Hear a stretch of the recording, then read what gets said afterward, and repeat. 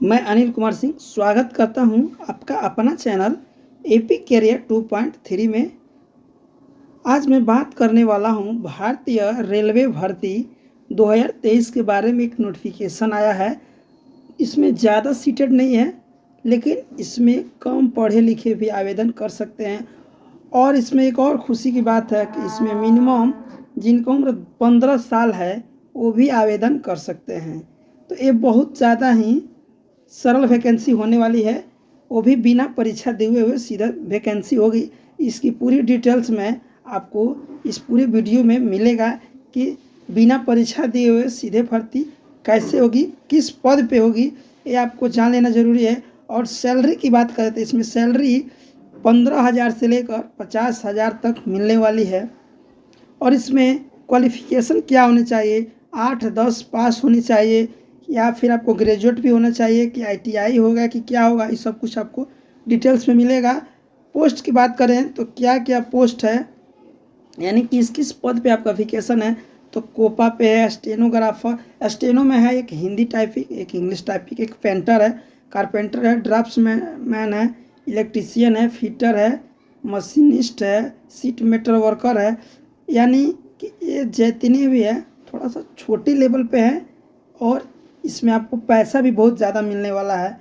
और इसमें आप 10 पास कर लिए हैं। अभी देखिए यूपी बोर्ड का रिजल्ट आ चुका है, बिहार बोर्ड का आ चुका है, CBSE बोर्ड आ चुका है, यानी ज़्यादातर के 10 के जितने बोर्ड का है सब कुछ आ चुका है। तो ज़्यादा समय नहीं लेते हुए चलिए वीडियो की तरफ चलते हैं कि क्या क्या इसमें आपको फॉर्म में क्या क्या लगने वाला है।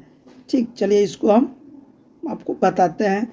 रेलवे में निकली सीधी भर्ती 10वीं के नंबर के आधार पे होगा सिलेक्शन। क्या, यानी कि आप अगर मेरिट लिस्ट में आए हैं तो आपका ऐसे ही हो जाएगा। ठीक, फिर उसके बाद से अगर आप फर्स्ट डिवीज़न में भी आप अच्छे नंबर से फर्स्ट डिवीज़न लेकर आए हैं, 80%, 90%, 70%, तो उसमें भी आपको सिलेक्शन सीधे होने वाले हैं। और सैलरी 25,000 से एबव भी मिलेगा। चलिए इसमें और मेरिट के आधार पर इस पर सिलेक्शन होने वाला है, तो ये तो सब जान लिए। ये जो है भर्तियाँ वो कैसा भर्ती है, ये भर्ती है इंडियन रेलवे। क्या, भारतीय रेलवे में आपका रेलवे में 500 से ज़्यादा पदों पर निकली है भर्तियाँ।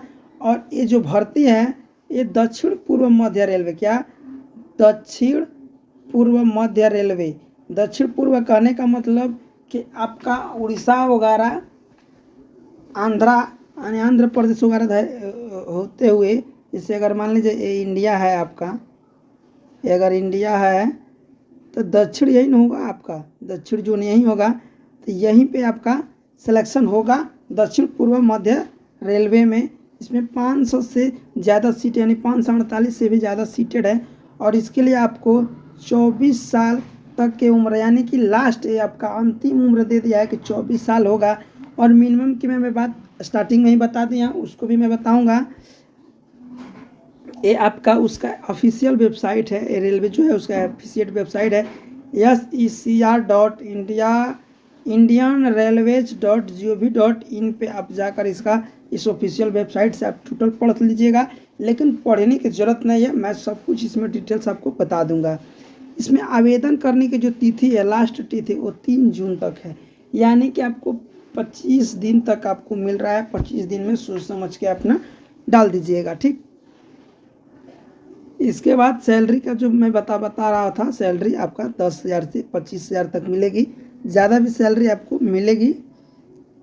पद की बात करें कि किस किस पद पे आपका होगा, मैं थोड़ा सा डिटेल्स में नहीं बताया वहाँ पे, यहाँ पे मैं डिटेल्स में बता रहा हूँ कि इंडियन रेलवे द्वारा यहाँ पे लिखना था, निकाली गई भर्ती के तहत SECR यानी बिलासपुर में कुल 548 पदों पर पोस्टिंग की जाएगी। कितने, 548 पदों पर पोस्टिंग की जाएंगी। इसमें आपको कौन कौन से पद हैं इसको मैं बता रहा हूँ।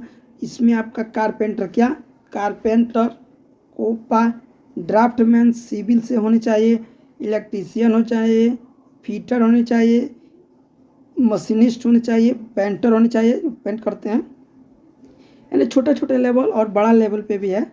आपका प्लम्बर होना चाहिए, सीट मेटल वर्कर होना चाहिए, स्टेनो होना चाहिए, इंग्लिश में स्टेनो होना चाहिए, हिंदी में टर्नल। यानी कि आपको यहाँ पे ज़्यादा पोस्ट है ना, 1 2 3 4 5 6 7 8 9 10 11 12, यानी कि आपको 12 पोस्ट पे आपका वैकेंसी आया है। ये योग्यता की बात करें कि आप मिनिमम कितनी योग्यता होनी चाहिए, तो न्यूनतम आवश्यक योग्यता के तहत छात्रों को 10वीं पास, यानी कि कम से कम आप 10 पास कर लिए हैं तो आपको इस बार नौकरी फिक्स हो जाएगी रेलवे में। और रेलवे की नौकरी आप जानते हैं सेंट्रल लेवल की नौकरी है। और देखिए 10वीं पास के साथ साथ आपका कम से कम 50% होने चाहिए, यानी कि 50% से अब आपका रिजल्ट आना चाहिए।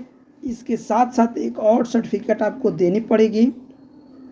उम्मीदवार को किसी मान्यता प्राप्त संस्थान से संबंधित ट्रेड में ITI के कोर्स पास होना चाहिए।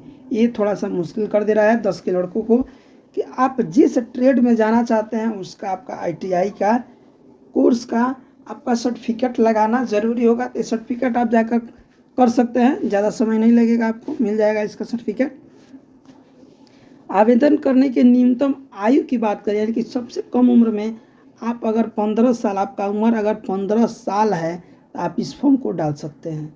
ये सबसे कम उम्र के लड़कों के लिए है, यानी कि 15 साल बहुत कम होता है उनके लिए।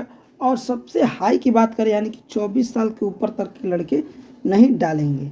ठीक, आयु की जो गणना होगी, आयु की गणना के आधार पर 1 मई 2023 को रखा गया है, यानी इसके नीचे ही। ठीक, उसके बाद से रिजर्व कोटा के लिए नियमानुसार छूट है, यानी कि अगर आप SC ST में आते हैं, अगर आप SC और ST में आते हैं तो आपको अलग से 2 से 4 साल का छूट मिलता है। यानी छूट करने का मतलब कि न्यूनतम में छूट नहीं मिलेगा, हाई में मिलेगा। यानी जो आपका 25 दिया है ना, इस 25 का जगह आपका अगर ST SC कहते हैं तो आपको 28 साल का दिया गया है।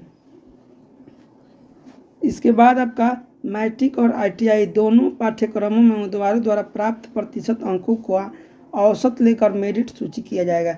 यानी अगर आप मान लीजिए 80% अगर आप मैट्रिक में लाए हैं, क्या 80% मैट्रिक में लाए हैं और 80% या फिर 70% आप ITI में लाए हैं, तो इन दोनों का औसत कितना हो जाएगा? इन दोनों का औसत यानी कि मान लीजिए आपका टोटल हो जाएगा 160%, लेकिन इसमें आपका 500 होता है और इसमें आपका 200-300 होता है। इन दोनों को मिलाकर जोड़ दिया जाएगा। इसके बाद से आपको निकाला जाएगा कि आपका कितना % आया है टोटल दोनों को मिलाकर, और क्या आप मेरिट की सूची में आ रहे हैं या नहीं। इसी के आधार पे आपका डायरेक्ट सिलेक्शन होगा।